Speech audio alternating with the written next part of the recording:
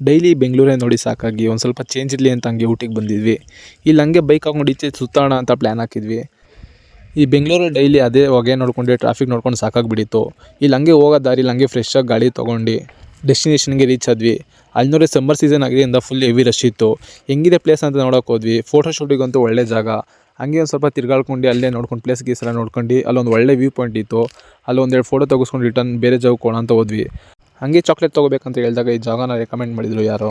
ಹಂಗೆ ಅಲ್ಲೇ ಫ್ರೆಶ್ಶಾಗಿ ಮಾಡ್ಕೊಡ್ತಾರೆ ಹೋಗಿ ತೊಗೊಳ್ಳಿ ಅಂತ. ಹಂಗೆ ಅಲ್ಲಿ ಚಾಕ್ಲೇಟ್ನೆಲ್ಲ ಬೆಂಗಳೂರಿಗೆ ಪ್ಯಾಕ್ ಮಾಡಿಸ್ಕೊಂಡು ನೆಕ್ಸ್ಟ್ ಪ್ಲೇಸಿಗೆ ಹೋಗ್ಬೇಕಾದ್ರೆ ಹಂಗೆ ನನ್ನ ಮೊಬೈಲ್ ಡೆಡ್ ಆಗಿತ್ತು, ಬ್ಯಾಟ್ರಿ ಲೋ ಆಗಿ. ಅದರಿಂದ ನೆಕ್ಸ್ಟ್ ಪ್ಲೇಸಿಂದ ಏನೇನು ವೀಡಿಯೋ ಮಾಡೋಕ್ಕಾಗಿಲ್ಲ. ರಿಟರ್ನ್ ಬರ್ಬೇಕಾದ್ರೆ ಅಲ್ಲೇ ಒಂದು ಅಂಗಡಿಲಿ ಚಾರ್ಜ್ ಹಾಕೊಂಡು ವೀಡಿಯೋ ಮಾಡ್ಕೊಂಡ್ಬಂದೆ. ರಿಟರ್ನ್ ಮನೆಗೆ ಬರ್ಬೇಕಾದ್ರೆ ಹಂಗೆ ಒಂದು ಸ್ವಲ್ಪ ಮಳೆ ಸ್ಟಾರ್ಟ್ ಆಗಿತ್ತು. ಅಷ್ಟ್ರಲ್ಲಿ ಮನೆಗೆ ಹೋಗಿ ಸೇರ್ಕೊಳ್ಳೋಣ ಅಂತ ಅಷ್ಟ್ರಲ್ಲಿ ಮುಂಚೆನೇ ಮನೆಗೆ ಬಂದುಬಿಟ್ವಿ. ಜಸ್ಟ್ ಮನೆಯೊಳಗೆ ಕಾಲಿಕ್ಕಿದ್ವಿ, ಆಗಲೇ ಮಳೆ ಸ್ಟಾರ್ಟ್ ಆಗಿಬಿಟ್ಟಿತ್ತು. ನೀವೇ ನೋಡ್ಬೋದು ಎಂಥ ವೆದರ್ ಇದೆ ಅಂತ.